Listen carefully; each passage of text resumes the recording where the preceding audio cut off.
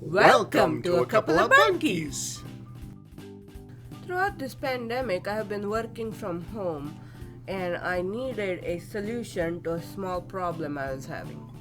My monitor from work is much taller than my laptop and they're at two different eye levels. I kind of wanted to have them at the same level, and so I wanted a small lift up table that I can set on my desk and have the laptop raised. We first measured the laptop and found a board that was perfect for the project.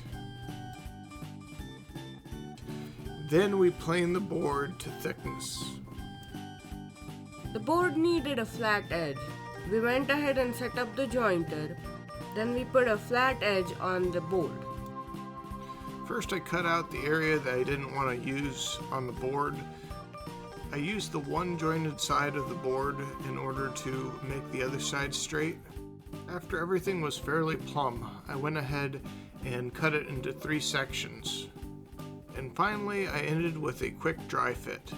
Everything seemed to look pretty good. A friend of ours, Mr. Mallory, ended up giving us a dovetail joiner. We had used this Leigh dovetail joiner before, just once, but we wanted to use that in this project. Our supervisor ended up stopping by because we are using a new equipment in the shop, and he just wanted to remind everybody to like, subscribe, and comment. Don't know why, but he was rather reluctant to it. Maybe because it's not working? I've got to admit, while the supervisor was watching me, I got a little nervous and I let the board slip. And I had to trim just a little bit off of that one board and come back and try to restart doing the whole process again. After the supervisor left, I went ahead and started setting up boards on the joiner again. As of right now, we don't have the right bit to do through dovetails yet, but we plan to get that in the future, so we went and did half-blind dovetails. Half-blind dovetails are fairly nice because I can go ahead and make them all with one pass. So with this setup, we're able to cut the tails and the pins the same time.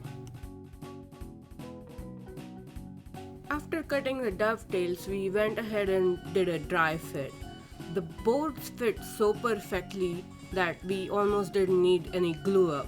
We had left the table a little tall so that we can try out how it fits under the laptop. Once we saw how it fit under the laptop, we decided to make the design a little bit more ergonomic so it was a bit easier for me to type. So we went over the process and took apart the boards. I went ahead and set the miter gauge to an angle that I felt was fairly ergonomic with typing. I went ahead and added an extension to the miter gauge for safety.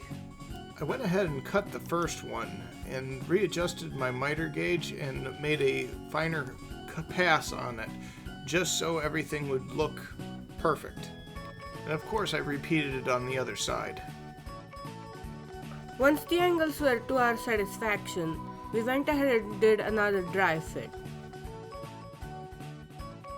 We checked for squareness and started to sand down any of the burn marks. I went out and I found a scrap piece of walnut that would go really well as a lip on this little table so it holds the laptop from slipping and sliding off. We went ahead and sanded down the walnut strip and made it look really nice and ready for putting on the table. I went ahead and sanded the table down. I started at 60 and worked my way up to 400 grit to make it nice and smooth. Once we made sure everything is sanded down to our satisfaction, we took everything apart and started the gluing process. All the dovetail joints seemed to hold really well even without the glue.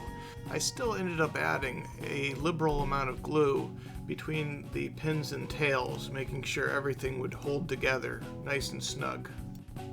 And finally I went ahead and glued that little piece of walnut onto the board and clamped it down.